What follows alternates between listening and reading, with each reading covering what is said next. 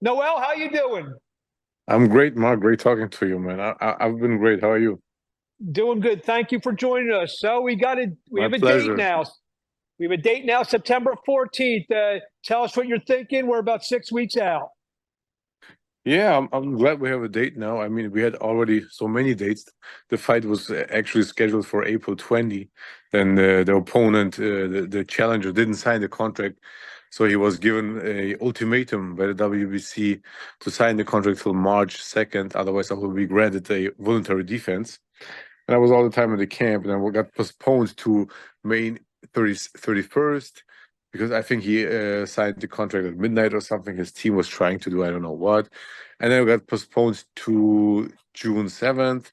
And unfortunately, on May 20, I suffered a cut in sparring, and it had to be postponed again. So I was in camp like what 5 months, so I got a little bit tired then, and lost the focus a little. But now I'm like fresh, recovered, and ready to go. Like you said, you guys were down the road. You were a couple of weeks away from this fight happening. You went through all the press conferences. One of the greatest stare downs I've seen in a long time. Tell us your thoughts now that you've had a couple months to think about, a couple more months to think about Ryan Rozicki. Well, yeah, I mean, there's not much to say about him. I think, I mean, he's acting like he's this such tough guy, and I don't know if you ask me honestly on boxing expert opinion, he doesn't even earn the shot to be mandatory. I don't know how he got it. Everyone's asking me the same question, how he got a mandatory spot, because he hasn't beat anyone, and by anyone I mean literally anyone besides a 44-year-old Durodola who got knocked out 10 times prior. He lost to the Argentinian silver champion and got a rigged robbery decision in his hometown. It's on YouTube. You can watch it. That was his best fight at all. So I don't even understand how he got a mandatory position. But the politics are not my business. I'll fight and I will remain champion. I mean, it's no You problem. mentioned, I'm sorry, you mentioned some of the opponents he had, and maybe the one opponent that he's had that boxing fans would know is Oscar Rivas, and he came up short in that fight. Tell us what you think of him, his style. Like you said, you feel he's more of just a bully type of fighter. Yeah, he is more of a brawler. He's very offensive. He likes to take punches, and I don't see much technique, not much speed, and nothing that he impresses me.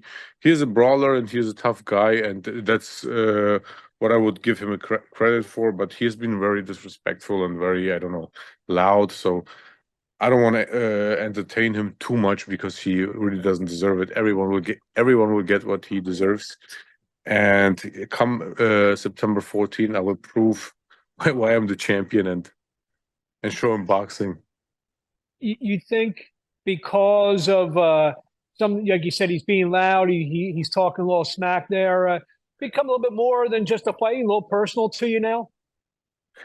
No, I don't take anything personal. I think I'm rent free in his head because I think he can't sleep without thinking thinking of me. And I'm hearing all this crazy things he's talking about me from friends and other people who follow my boxing career. And I'm just surprised. I'm laughing about it because that shows me how insecure and how weak-minded somebody can be. Because I'm a professional. I went through every level in boxing and grew up in professional boxing. I'm in this business since 12 years old, so nothing surprises me, and I don't take anything personal. It's just strictly business. I want to get over this fight to move to bigger challenges, and because I'm not gaining anything with this fight, I'm not doing good financially on this fight. I'm not getting paid well, and I'm not gaining any publicity or something in this fight. So it's a mandatory. I have to do it to retain my belt, and I will do so. You mentioned retaining your belt. The old adage in boxing, when you become a world champion, you become 20, 25% better. Do you feel that way? Do you feel that you've improved, whether it's confidence wise, stuff in the ring, because now you are a world champion? Well, I always thought I'm a world champion because I already beat like I think five former world champions. And if you take that to credit, I've probably one of the best resumes there from the actual cruiserweights right now, but nobody looks at that. So I knew already before I'm a world champion. I feel more confident now because it's like how you say it's public and it's like official. but I knew I'm a world champion when I beat already Marius Briedis in 2018. So I know what I got. Everyone knows your ability and your skills. I mean, I feel that you should be undefeated. Everyone saw the Briedis fight. The Wlodarczyk, when you lose a split decision in Poland, means you probably won the fight. So do you look at yourself as an undefeated fighter?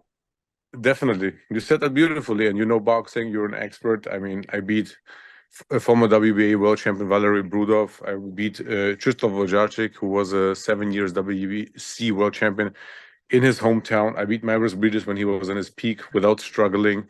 No life and death situation. I beat Yuri Kalenga, who was a former WBA world champion, and I beat Enonga Makabu, who was a former WBC world champion. So that's 5 world champions on my record.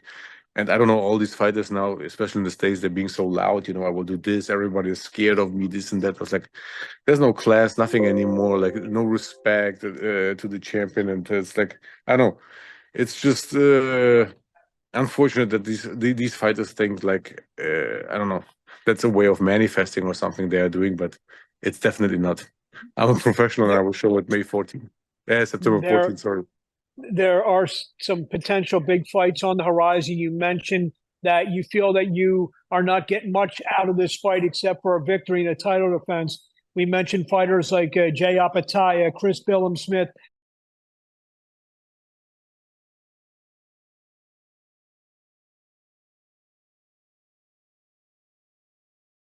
Became world champion. I was already being approached by the team of Ramirez. I got approached by the team of Opetaya, and now the British press is very interested in making that Billam-Smith fight happening, and I'm looking forward to make all these unifications happening, because that's something that excites me. I have something to gain, to win there. It's lucrative financially, and it gives me more status. It's more of a challenge than just defending your title against somebody who's just being loud, you know what I mean? But I'm definitely looking forward for these bigger challenges, because that brings the best out of me. You mentioned that you fought all over the world, and you actually you're living in pretty much all over the world. You're in Armenia, you're in Germany, you're over this, you live in Miami. How does it feel to be, not only you won the world title in your adoptive home of Miami, but now you're defending it there? Well, I love Miami because after the bad decision with Briedis, I moved there, and Miami welcomed me with open arms. And I love the States because people in the States, they appreciate the sport of boxing much more than in other parts of the world, and I really embrace that. I love Miami. I love the weather there. I love the crowd there, and I hope many Miami people, fans, boxing fans, bare knuckle fans, fighting fans, will attend the fight at the casino. I mean, the casino is also a place with heritage. Old Bud Spencer movies were filmed there, and it has a place with some history. So I love to fight in Miami. What do you want to say to the fans in closing before we see you on Saturday night, September 14th, Casino Miami Jai-Alai, when you make your first defense of the WBC Cruiserweight Championship, when you take on Ryan Rozicki? Definitely come see me, come watch me. I think I'm probably the only world champion coming from Miami right now. So come watch me, come see me. It will be a great show. Don King live, many other celebrities. It will be a very nice, very good organized event. Come watch me. He is the WBC Cruiserweight Champion of the world. Will be making his first defense. Don't forget, September 14th, live at Casino Miami Jai-Alai. Tickets on sale, playcasinomiami.com. A big undercard will be announced in a couple of days. Noel, thank you so much for joining us. My pleasure. Thank you. Thank you.